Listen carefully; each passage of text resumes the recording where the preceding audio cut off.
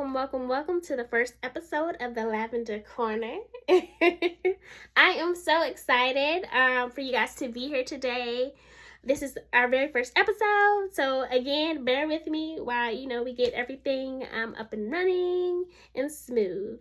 But I like to think of the Lavender Corner as a safe space, a space where we can chat, right? Like we're going for coffee, right? Two friends chatting just about life in general and just things we can do just to mitigate things, to not make it so hard, because right now life really is lifing.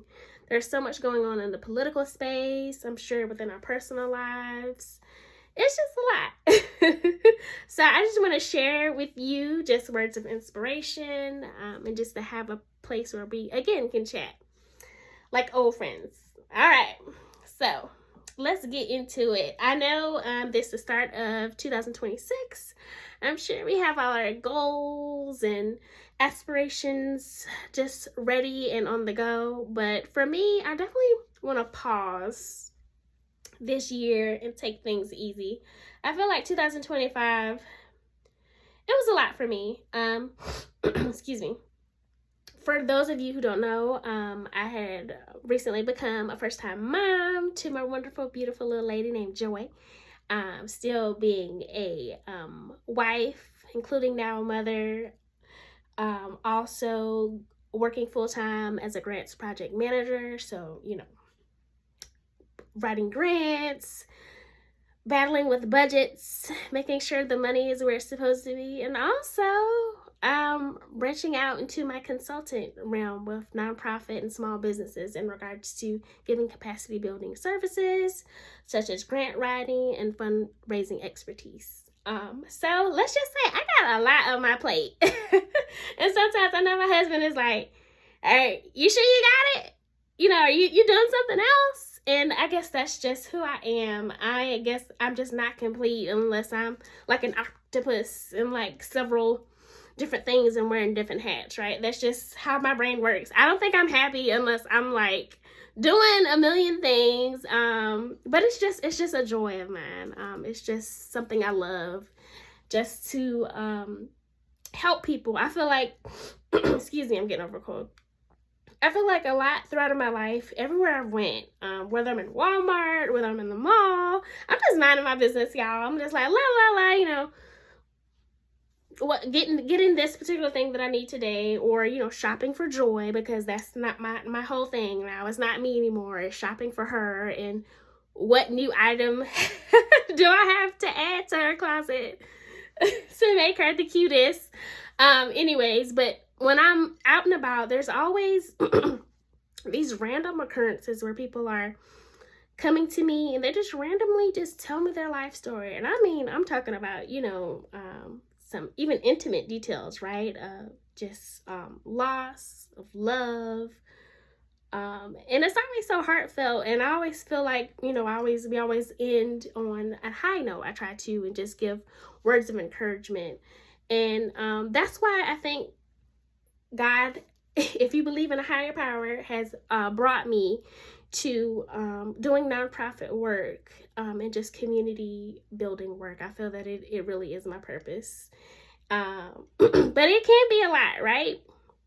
For any nonprofit executive director or even a small business person, it's a lot, especially when you're the one-man circus. You're doing everything on your own. Even in J Creative Consulting, it's, I'm the social media manager,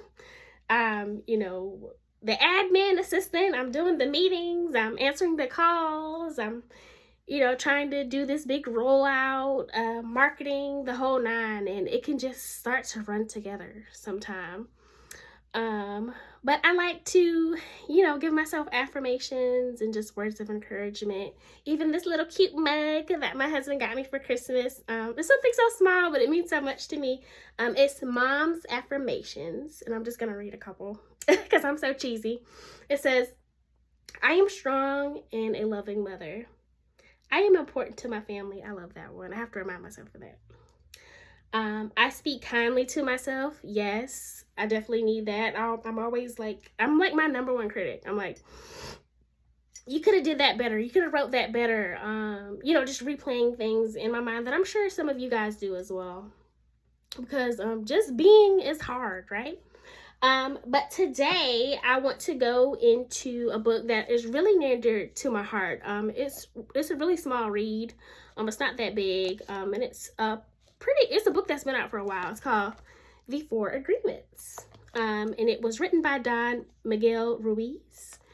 And some people look at it as a self-help book, kind of a, spiritual book that helps you within life, and that can all be true, but I like to also make it applicable to nonprofit work. I think it still stands tall in that regard into what a lot of nonprofit directors and just people that work in that community-based work do. It takes a lot out of you because, in for-profit, you can just do your work and leave it there, but nonprofit work, there's an emotional, I want to say, burden sometimes that comes with being in those places and spaces and really doing work for good, right, for our community. And the first four agreements, the first one is to be impeccable with your word.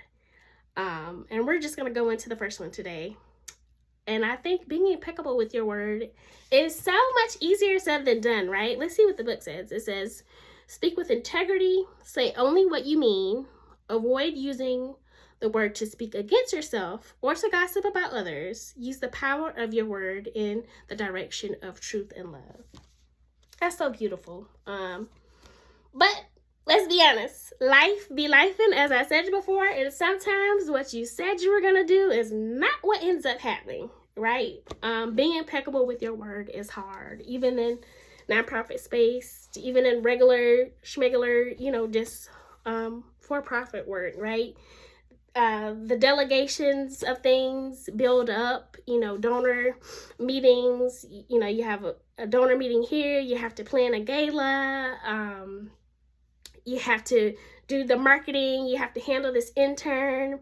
It's things that pile up, right? And always being impeccable with our word isn't always easy. And I know for me, when I've maybe even let others down or myself down of when I said something that I couldn't do, it is an eye-opener of I should have been realistic with my expectations. I should have been realistic with that person in regards to what I could and couldn't do, right? And I think being impeccable with your word really is being, first and foremost, honest with ourselves or what we can handle, right? Because there's a real cost to trying to do it all, right? Trying to be the boss babe or, the star executive director. It's a cost to that. I know for me, being a new mom, I really had to get real with myself and be impeccable with my word, right?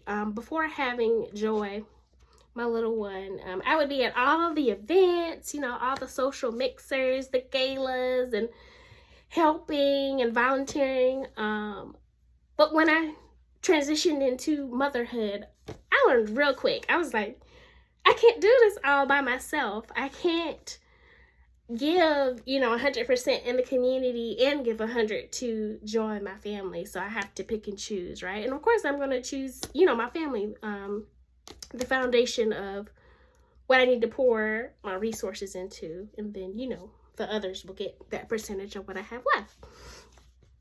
And I just have to be honest, right? And I think that's something that we as nonprofit professionals have to do in our line of work, is be honest of what we can handle up front. Everyone definitely wants a piece of you or what you can do, but you have to have that integrity to say no, right? And to build those boundaries. And I think that's what's being a leader. Sometimes we just have to say no. No, we don't have it in our capacity to do it. And in my first job, one of my first bosses, she said something that I really love. No doesn't mean never, right? We can always circle back to whatever's being asked of you. So thank you guys for tuning in to my first Lavender Corner podcast. And I hope that you guys will join me and stay along for the journey. Peace.